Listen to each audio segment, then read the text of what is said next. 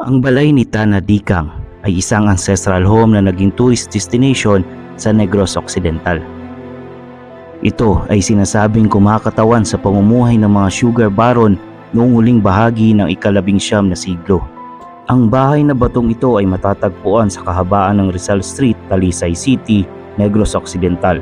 Ito ay tinayo noong 1883. Bago ito magsilbi bilang isang lifestyle at heritage museum, ang balay ni Tana Dikang ay isang ancestral home ng mag-asawang Don Efigênio Lizares at Doña Enrica Alunan. Ipinangalan ito kay Doña Enrica na tinatawag na Tana Dicana. Naglingkod siya bilang kapitan ng barangay, kaya tinawag itong balay ni Tana Dikang o bahay ng Tana Dikang. Pinalaki ni Doña Enrica ang pamilya at pinamahalaan ng asyenda matapos pumanaw ang kanyang asawa. Ang pamilya ay nanirahan sa ancestral home sa loob ng 117 taon. Kaya ito ay isang testamento sa pamana ni Tana Dikang. Ibinigay ito sa pang-anim sa kanyang 8 anak na babae bilang mana at hiniling na panatilihin ang ancestral home. Hindi pa na-renovate ang balay ni Tana Dikang mula nang ito ay tinayo. So after dun sa cathedral, dito sa plaza, dito ay may sakayan daw ng Talisay.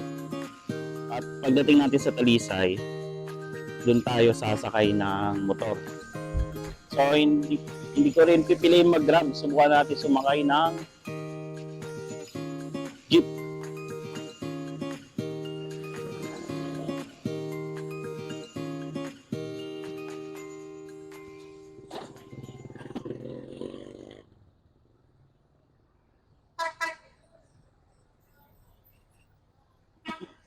Dito may sakay ng jeep. Boss, ito patasin Talisay. Tapos pagdating doon, paano ka makakapunta ng ruins? Ruins, sakay ka ng tricycle. Tricycle? Sige. Sakay ako. Pwede rin, sumakay ka dun sa Terminal. Pagdating mo dun sa terminal, sumakay ka ng tricycle o taxi. Mabuti pa mag-taxi kami dun. Terminal saan? Makulong. Okay. Pag sa Talisay ka, sumakay ka ng tricycle, pareho din babayaran mo. Pag yung taxi ka, pero mas maganda yung taxi na rin. Pareho din babayaran. So, sakay muna ako sa'yo, tapos bababa ako doon.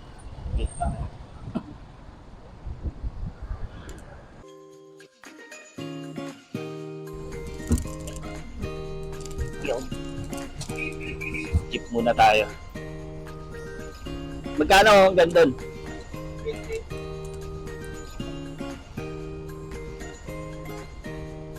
20. Okay, next stop natin, the ruins. Alas 9 pa magbubukas yun. So, sakto lang tong lakad natin papuntang ruins. Assign muna tayo sa jeep. So, nakakatuwa rito mga kasiyasan. Sobrang babait ng mga tao, masayahin at saka magagala.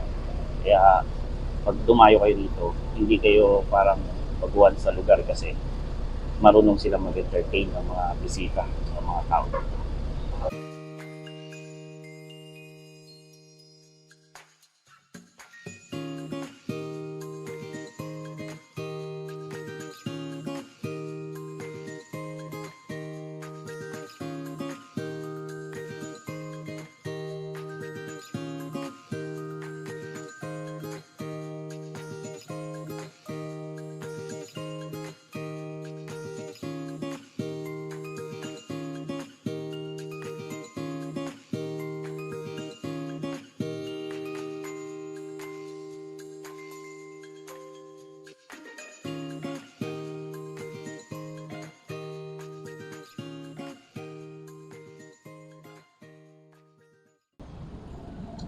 So, galing ng jeep, bumaba muna ako dito.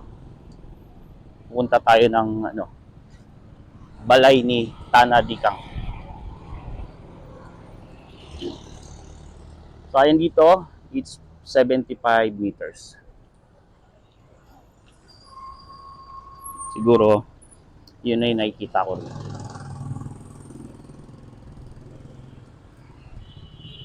Dami din ang kasaysayan ng Negros at saka dito sa Talisay naman, no. Itong mansyon, no. Oh, grabe. So, ayon dun sa markings, 1927 sa taas.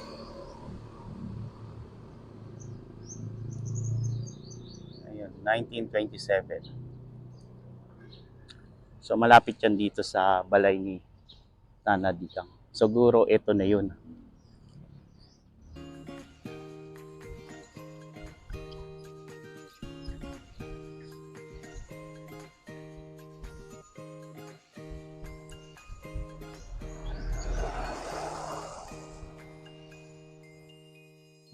Ito nga.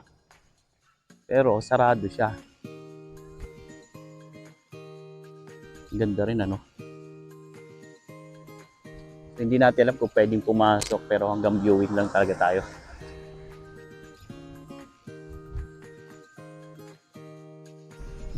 So lapitan natin yung marker.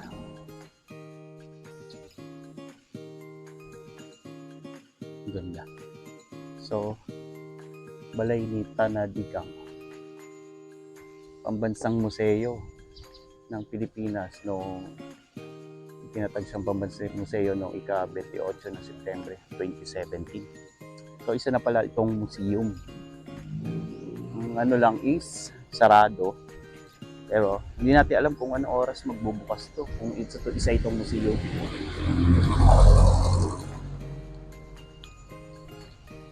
Tatanong lang tayo. So may motor, parang may tao. Ang laki, oh.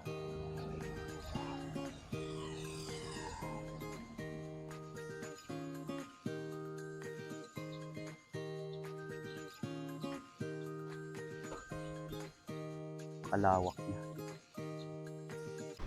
So kung titingnan mo yung structure niya, mga kasiyasat.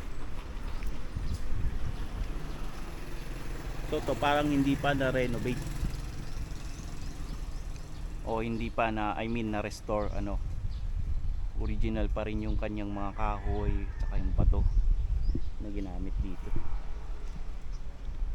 So wala akong mapagtanungan kung pwedeng pumasok or open ba to sa public. But nakalagay kasi sa Google is isa siyang museo.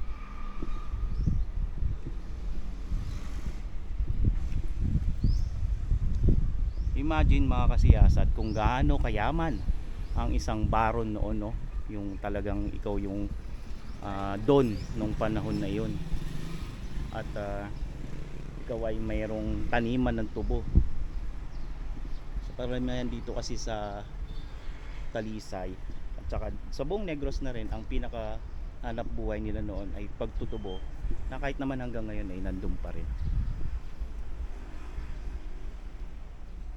Check lang natin mga kasiyasat kung may makausap tayo na mapasok rin natin to.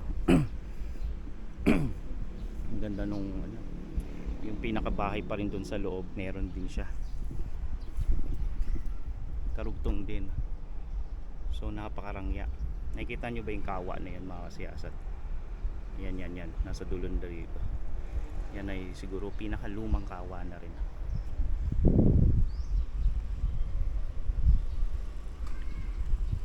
Gilid-gilid lang muna tayo.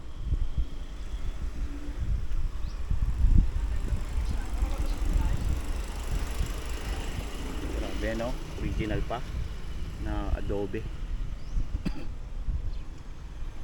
Kahit yung kanyang bakal, tipin natin.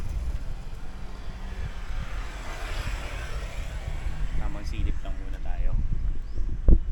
So yan yung kanyang loob.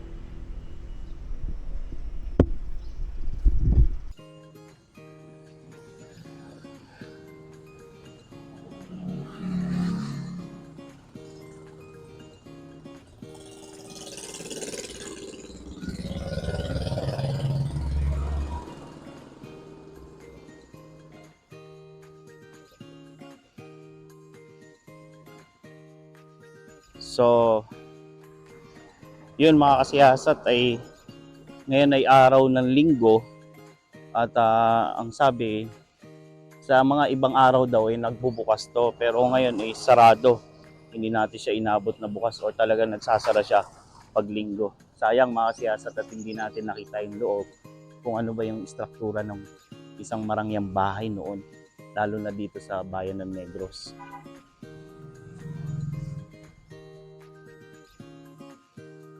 So masaya naman tayo kahit naman hindi natin napasok yung loob, at least nalaman natin yung story ng bahay at saka kung gaano rin siya katagal at gaano nakakamangha yung mga heritage houses dito sa Negros.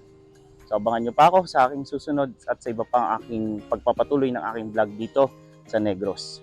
Sa balay ni Tana Dikang, maganda rin yung isang bahay na katabi niya.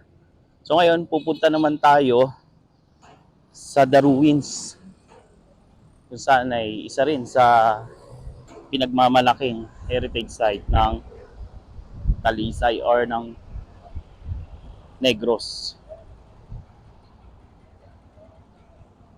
Ang lalaki. Lumilipas ang panahon.